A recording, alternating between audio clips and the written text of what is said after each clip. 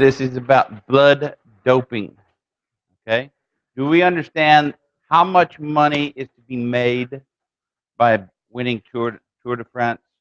How much money you can make by being a gold medal champion? You know, who's that swimmer? The newest of swimmers, Michael Phelps. Where does he make most of his money? Subway. Exactly. He makes it. He makes it on endorsements. You don't make it swimming. You make it endorsing products. A national campaign for here's an example. How about J.J. Watt? You see him on Papa John's, but you also see him on HEB. So which has got more money in it? Papa John's, because it's a national. How much is that worth? About $10 million. He's also on Verizon nationally. So now we're to 20 million. HEB million, maybe two, because it's regional. All right. Well, that's in let alone $100 million contract from the Texans. But Marshawn Lynch just retired this year after 9 years in the NFL. That's it, 9 years in the NFL. He made approximately $50 million for playing football. How much of that $50 million does he still have? All 50 million. How? Because he lived off of his endorsements. All right. So, Marshawn Lynch, smart businessman. All right. But some of these, anyway, the thing about it, what I'm getting at is if you're not a football player or someone who's going to be in a professional sport, please stop. If you're not a football player where you're going to make $100 million contract, you're going to have to figure out a way to make your money elsewhere. All right, Michael Phelps, big swimmer. So he gets the endorsement. He's not going to make that crazy amount from the NFL. It's not going to happen.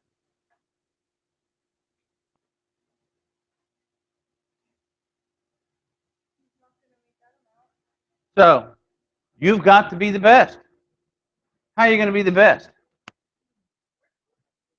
Well, one, work hard. No, not play hard. But there are ways of finding out. What about drug testing? When you go to the Olympics, do you get drug tested? Get drug tested. They do blood, and urine. Right? A little tough to hide your blood. But they will be able to fake urine tests, believe it or not. When they do drug testing here, all right, they give you a cup, they tell you to walk in the bathroom, fill the cup up, and bring it back out. That's as far as they're going to go with a high school person. All right? When you go to college, and before every bowl game, there's your urine test. They give you a cup, they go in the bathroom with you, and they watch to make sure that it's your sample that fills the cup. Yes. All right? When you go to the Olympics, all right, not only are they handing you the cup and watching you fill it, but you will then also be required for a visual inspection to make sure you don't have any hypodermic needle punctures, etc., in places that shouldn't be, such as in your belly, above your bladder. Michael Phelps is a millionaire because, and you can't say not because he was swimming. He is because his swimming set him up to national endorsements, right? When he's done doing Subway commercials, he probably should never have to ever go to work like a normal person a day in his. He's never going to be a longshoreman. He's never going to be a teacher. He's never going to have to go and get up every day and go into work day after day. Somebody who might not be as good but is really close, they might take some performance enhancing drugs. They might take something that doesn't show up in their blood, but it shows up in their urine, and they know they're going to get snagged. But they got a buddy, you see, and their buddy will fill up a cup. That guy will then void his bladder by going to the bathroom, take a needle and fill this cup up in a syringe, and then push it through his abdominal wall and fill his bladder up with someone else's urine. This is how crazy people are to make sure that they win the gold as opposed to the silver. How many silver medalists are you thinking of are on the Wheaties box? Nobody knows who's second, do they? Michael Phelps won how many gold medals? 7 in one Olympic. Who was second? Exactly. All right. So this year, who won the Super Bowl? Right. The Broncos did. Who was second? A year from now, you won't be able to say that. 2 years ago, all right. So last year, who won the Super Bowl? Do you know who won the Super Bowl? The Patriots. Who'd they beat? Seahawks. What about the year before? The year before, the Seahawks beat the Broncos. It doesn't take long to remember that you're forgotten. Not so much if you're a champion, but certainly if you were second place. So blood doping is a big issue. The use of drugs in athletics, it's a big issue. There was a guy in Plano, Texas, who really spearheaded all of this about steroid testing in the state of Texas. His son, while pitching for Plano West, he got on steroids. And all those things that were on the steroids happened to end up on him. Got depressed, got the acne, ended up committing suicide. That one kid changed the law in Texas. So it just so happens that for 6, 8 years, they spent somewhere in the neighborhood of $10 to $15 million testing people for steroids, and their percentage of collection or positives was less than 0.1. So 1/10, less than 1/10 of a percent. And so they quit funding it this last year. So we talked about Afrin and how it works with over the counter and how it works as a vasoconstrictor.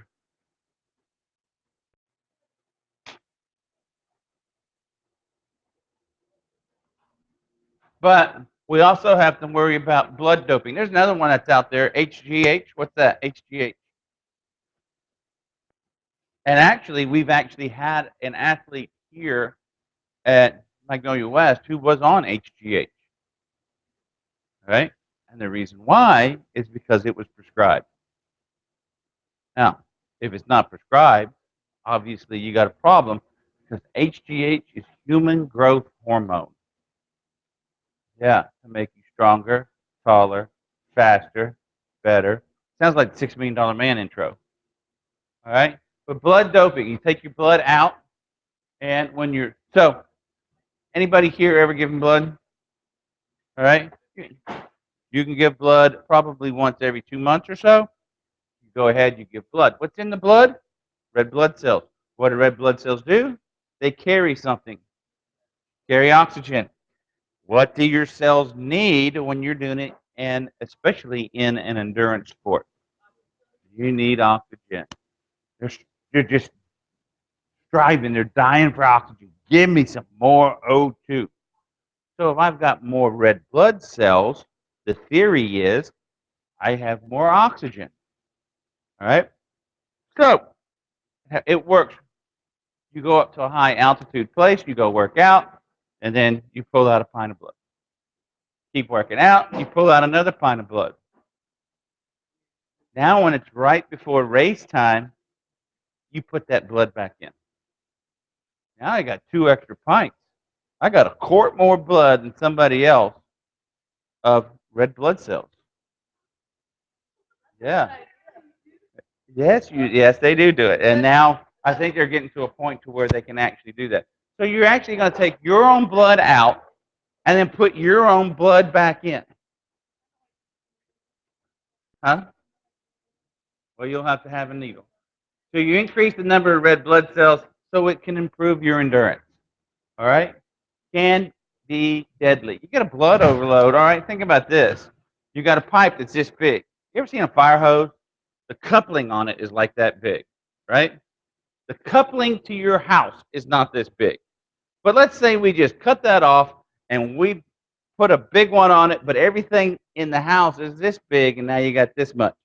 And then we turn on the fire hydrant. You got way too much water going in there, and something's going to blow somewhere, right? Same thing in your body. End up with a stroke, all right? So it can be deadly, and you get a blood overload, which can result in circulatory and metabolic shock. All right. So I added this slide on.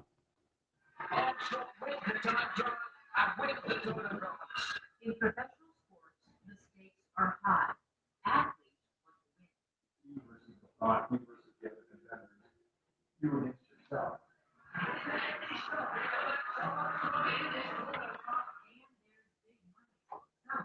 Whatever it takes to be the best. Even the world, the Dr. Michael Joyner is an anesthesiologist whose research focuses on understanding elite athletes, how they reach maximum performance. He says it's all about oxygen delivery to the body's tissues. One of the things that determines the maximum ability of somebody to use oxygen is how many red blood cells they have circulating around the body. Blood doping is an effort to raise the number of blood cells by taking blood out, storing it,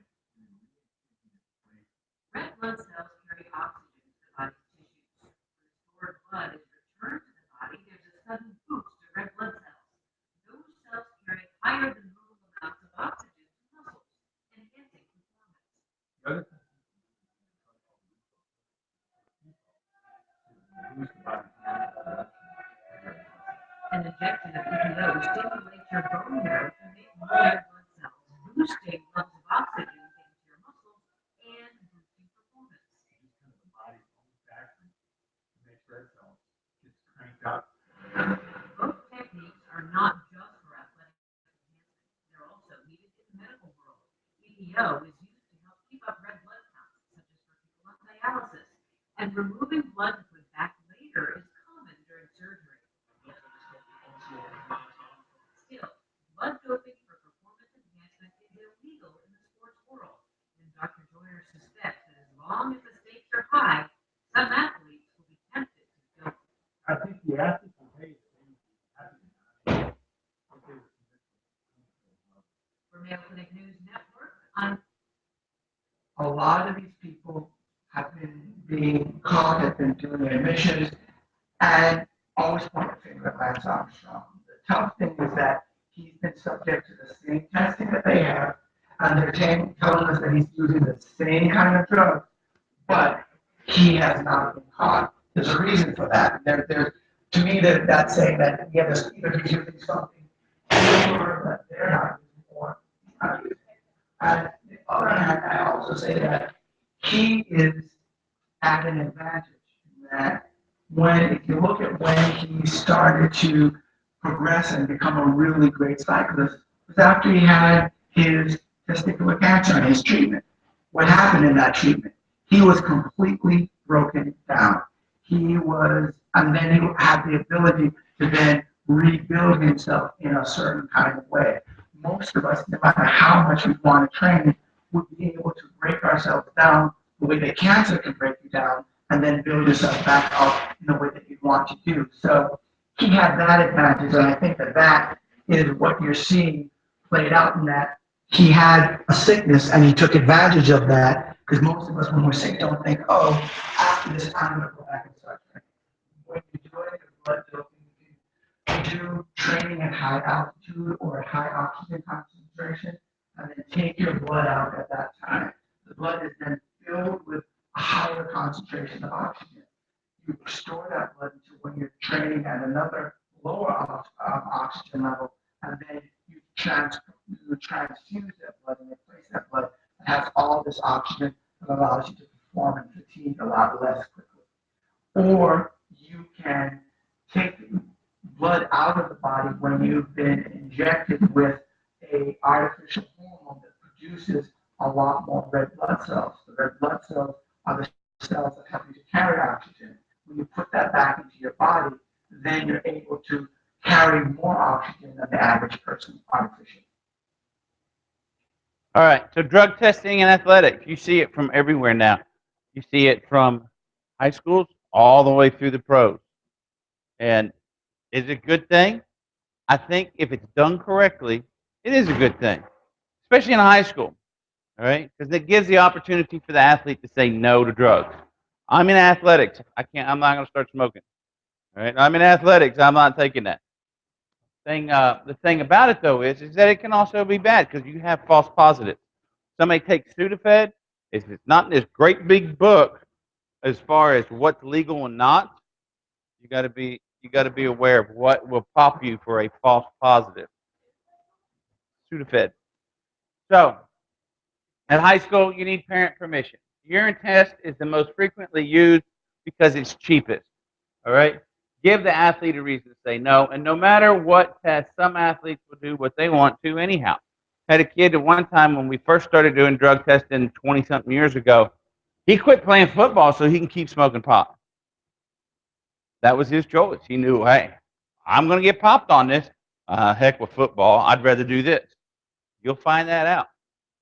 The thing that's bad is the associated cost can limit the amount of athletes tested, although you can get the urine test done for as little as like $6 to $8 per person. It just depends upon how stringent do you want to be to find out whether these persons or people are actually doing drugs. You can get the cheaper test, and that person could probably have smoked marijuana within a week. If it's all within a week, it'll get caught. You can do the more expensive test if somebody walked by or went to a concert, it'll pop up. So it all depends upon what test that they're doing. Positive tests should be informed only to one person to avoid confidentiality problems, especially in a high school. You don't want that person to be a football coach, an athletic trainer, etc. Because here comes mama who says, you were picking on my kid, you don't like him, so that's why he got a positive test. You're trying to get rid of my kid. If it's outside of athletics and there's no vested interest in those children whatsoever, you eliminate a huge problem. Positive tests need to be assigned for obtaining help and not punishment.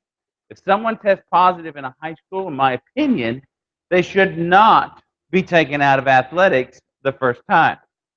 They should. Instead, you need to find out why are you smoking? What's up with that? All right, are you having problems, or is it just Anyway, that is the last slide. We will review tomorrow.